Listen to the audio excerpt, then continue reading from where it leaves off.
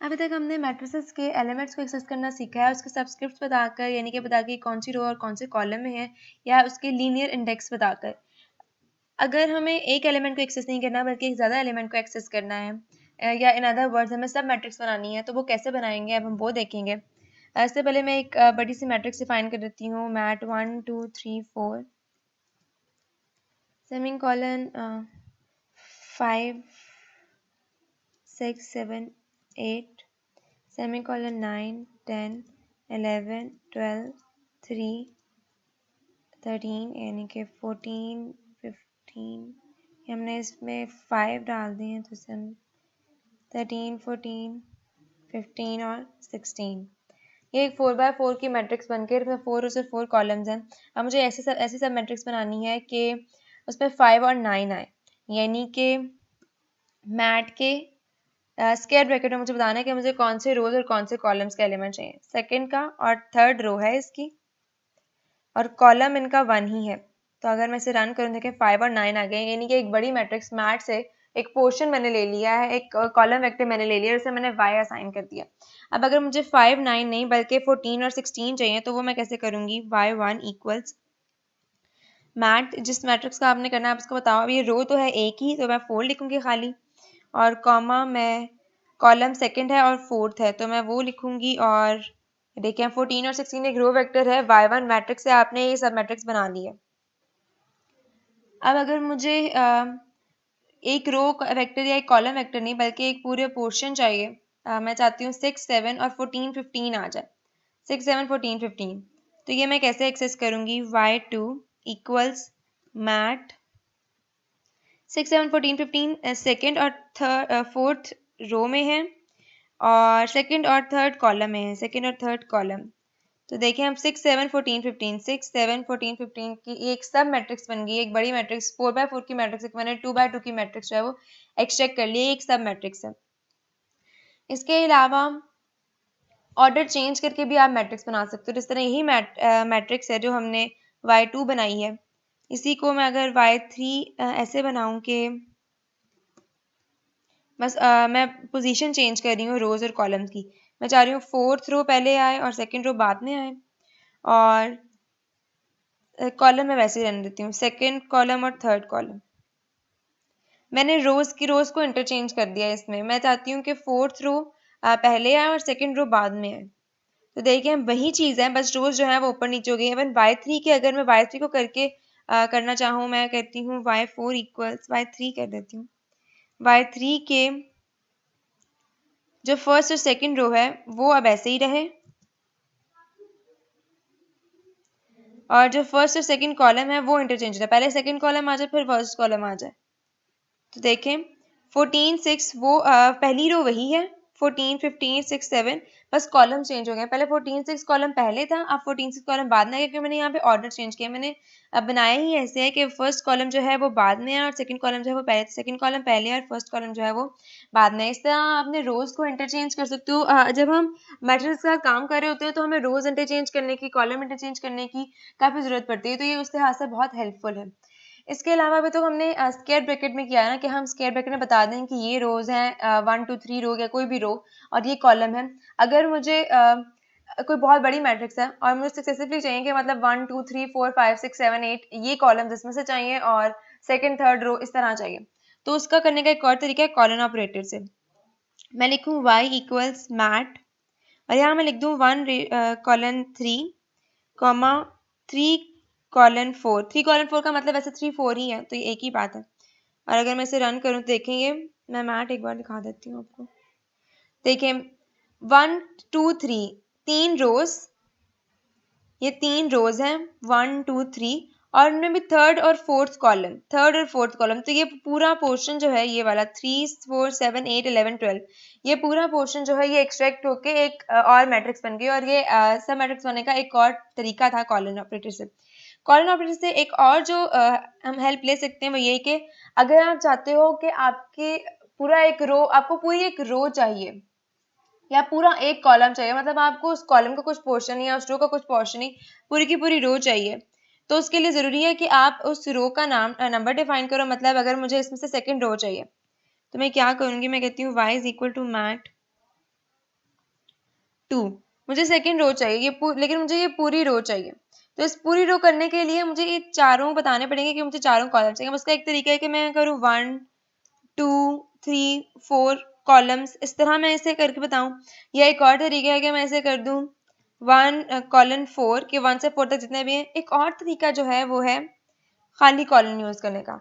खाली कॉलन का मतलब है कि जितने भी नंबर ऑफ कॉलम्स हैं, चाहे वो जितने भी हैं, आप जानते भी और नहीं भी जानते, जितने भी कॉलम्स हैं वो सब जो है आ जाए यहाँ पे और ये पूरी एक सेकंड रो बन जाएगी। तो देखें सेकंड रो पूरी की पूरी आ गई है। अब इस तरह कॉलम भी बना सकते हो, जिस तरह मैं कह दूं y1 मैट कॉलन। कॉलन का मतलब है सारी रोज आ जाएंगी और फर्स्ट अगर मुझे फोर्थ कॉलम चाहिए तो मैं फोर्थ कॉलम कर दूंगी। देखें फोर्थ कॉलम पूरा आ गया और इसमें सारी रोज, क्योंकि हमने कॉलम दिया था तो सारी रोज आ गई हैं। और अगर मैं यहाँ पर y equals mat colon comma colon ही करूँ तो पूरी मैट्रिक्स आ जाएगी, मतलब सारी रोज सारी कॉलम्स और ये भी आ गए। इसके अलावा कॉलन ऑपरेटर के अलावा आप सब मैट्रिक्स बनाने के लिए जो एक और चीज़ यूज करते हो वो है एंड का कीवर्ड। एंड कीवर्ड जो है वो किसी भी बड़ी मैट्रिक्स में लास्ट रो को या लास्ट कॉलम को, मतलब लास्ट रो या लास्ट कॉलम आप जिस भी प्लेस पर एंड लिखोगे वो उसको शो करता है, लास्ट चीज को शो करता है। जिस तरह अगर मैं यहाँ करूँ ना एक्स मैट्रिक्स है ये मैट एंड कॉमा एंड, ये तब बहुत हेल्पफुल होता है जब आपको मैट्रिक्स के डायमेंशन ना पता हो और आपको ये चाहिए, और या फिर आपकी मैट्रिक्स ऐसी हो कि उसकी डायमेंशन जो है वो चेंज होती रहती है। तो आप बस ये कह दो कि एंड कॉमा एंड, तो आपको एंड वाला एंड में हो जाएगा। देखिए हमारा 16 जो है वो एंड वाला एलिमेंट है। एंड यानी कि लास्ट रो और लास्ट कॉलम, उसका एलिमेंट है 16। तो इस तरह आप एंड कीवर्ड को यूज करते हुए लास्ट रो या लास्ट कॉलम या लास्ट एलिमेंट को एक्सेस कर सकते हो। जिस तरह अगर मैं यहाँ कहूँ कि x is equal to mat two and, यानी कि मुझे सेकेंड रो और एंड वाली रो का चाहिए और एंड -1 कॉलम पहले हो और एंड -2 कॉलम जो है वो बाद में हो। ये थोड़ी कॉम्प्लेक्स सी चीज हो गई है, लेकिन इसमें मैं चाहती क्या हूँ, मैं इसमें चाहती हूँ कि सेकेंड रो पहले आए, एंड वाली रो बाद में आए और कॉलम्स में एंड -1, यानी कि चूंकि एंड में हमारा 4 है तो थर्ड कॉलम पहले आए और सेकेंड कॉलम बाद में आए। तो अब ये देखें सेकेंड रो और एंड वाली रो आई है। सेकेंड रो 7 8 सेकेंड रो में है, 15 16 एंड वाले 15 14 एंड वाली रो में है, वो आए हैं और इसमें एंड -1 कॉलम पहले आए, यानी कि थर्ड कॉलम पहले आए, यानी कि 7 और 15 पहले आए हैं, 7 15 पहले और एंड -2 यानी कि 4 -2 कॉलम वाले बाद में आए, यानी कि 6 और 14 जो है बाद में आए। इस तरह आप एंड कीवर्ड भी यूज कर सकते हो और इसको यूज करते हुए आप पोजीशन भी चेंज कर सकते हो और काफी और चीजें कर सकते हो। एंड में एक और चीज जो है, आप अगर करो एक्स मैट है ये मैट एंड +1 एक्सेस करना चाहो तो ऑब्वियसली आप n+1 एक्सेस नहीं कर सकते, क्योंकि एंड का मतलब ही है कि वो लास्ट रो है, तो लास्ट रो से और आगे आप कहाँ जाओगे। और मैं यहाँ कर देती हूँ 4, तो ये एरर दे देगा कि जो इंडेक्स है वो डायमेंशन से मैच नहीं कर रहा। लेकिन अगर मैं इसको वैल्यू असाइन करूँ, जैसे हमने पहले भी किया था कि अगर हम वैल्यू असाइन करना चाहें ना तो वो खुद ही से अज्यूम कर, खुद ही से वो रो या वो कॉलम जो है वो ऐड कर देता है बाकी चीज़ों को जीरो करते हुए। अब 4 को मैंने कर दिया है 67। तो अब देखें पहले नहीं थी फिफ्थ रो, लेकिन अब n+1 उसने 4+1 फिफ्थ रो बना भी दी है और उसकी फोर्थ कॉलम वाली जगह पे 67 लिख भी दिया। मतलब n+1 करते हुए आप एक रो भी ऐड कर सकते हो, आप एक कॉलम भी ऐड कर सकते हो। अब यही एग्जांपल अगर हम कॉलम ऐड करने के लिए यूज करें तो हम कह देते हैं 1 फर्स्ट रो और n+1, यानी कि मैं एक कॉलम ऐड करना चाहती हूँ या फिर हम कॉलम और रो दोनों ऐड करना चाहें अगर n+1, n+1, यानी कि हम एक रो और कॉलम दोनों ऐड कर देते हैं और इसको हम 100 कह देते हैं। तो देखेंगे एक रो भी ऐड हो गई है, एक कॉलम भी ऐड हो गया और उसमें 100 आ गया। क्योंकि हमने मैट को पहले चेंज किया हुआ था, इस तरह से वो चेंज्ड मैट के अंदर उसने वो सारे चेंजेस जो हैं वो की हैं। और मतलब जो चेंज अभी हमने किया है वो सेव भी हो गया। मैं यहाँ पे मैट लिखूंगी तो जो भी अभी तक चेंजेस किए हैं मैट के साथ इसे किसी और में सेव किए बगैर, तो वो सारे चेंजेस जो हैं इसमें सेव हो गए हैं। इसके अलावा जैसे हमने पहले किया था कि हम सबस्क्रिप्ट्स बताते हुए, लीनियर डायसिस बताते हुए सिर्फ एलिमेंट्स को सर्च नहीं कर सकते बल्कि उन्हें चेंज भी कर सकते हैं। तो इस तरह हम सब मैट्रिक्स को सर्च ही नहीं कर सकते, मतलब फाइंड नहीं कर सकते, हम उन्हें चेंज भी कर सकते हैं। जैसे अगर मैं कहती हूँ मैट की फर्स्ट रो को मुझे पूरा चेंज करना है, अगर हम आपको पहले याद हो हमने सिंटेक्स यूज किया था कि फर्स्ट रो हो और कॉलम का मतलब है सारे कॉलम्स हैं, इसका मतलब ये पूरी की पूरी रो जो है मैंने सिलेक्ट कर लिया और मैं इस पूरी को चेंज करना चाहती हूँ। मैं चाहती हूँ इसके एलिमेंट्स हों 1 4 7 9 और 10। चूंकि 5 एलिमेंट्स हैं, ये देखें 1 2 3 4 5 4 0, तो 5 एलिमेंट्स इसलिए 5 की ही मुझे वैल्यूज जो है पुट करनी चाहिए। अब मैं अगर इसे रन करूं तो देखें मैट अपडेट हो गया।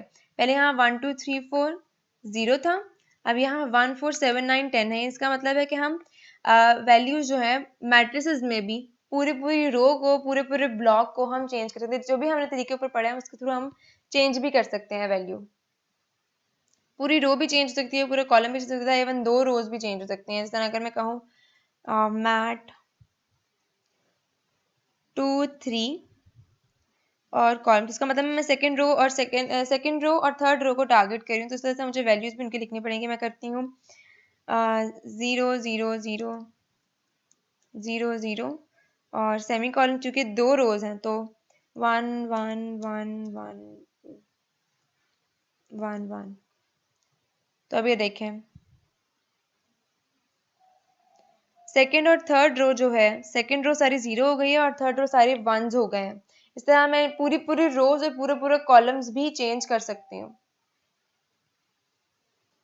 ये करते हुए बस मुझे एक चीज़ का ख्याल रखना ज़रूरी भी है कि जब मैं वैल्यूज़ पुट कर रही हूँ तो वो वैल्यूज़ जो है इंडाइसेस जो है वो एग्जैक्टली मैच करनी चाहिए। जिस तरह अगर मैं यहाँ पे 1 1 नहीं लिखती, यहाँ पे मैं 1 0 नहीं लिखती, मतलब यहाँ पे 5 एलिमेंट्स हैं लेकिन मैंने 4 एलिमेंट्स के लिए डिफाइन किया है रो को, तो देखेंगे एरर आ जाएगा। क्योंकि अगर मैंने यहाँ पे कहा है कि मैं सेकंड और थर्ड पूरी पूरी रोज चाहती हूँ, तो मुझे मतलब उनकी वैल्यूज चेंज करना चाहती हूँ, तो यहाँ मुझे बताना भी पड़ेगा कि मैं कौन सी वैल्यू करती हूँ। अगर मैं वो नहीं बताती, नहीं मेंशन करती, तो यहाँ पे एरर आ जाएगा कि मैच नहीं करा, मिस मैचिंग का एरर आ जाएगा।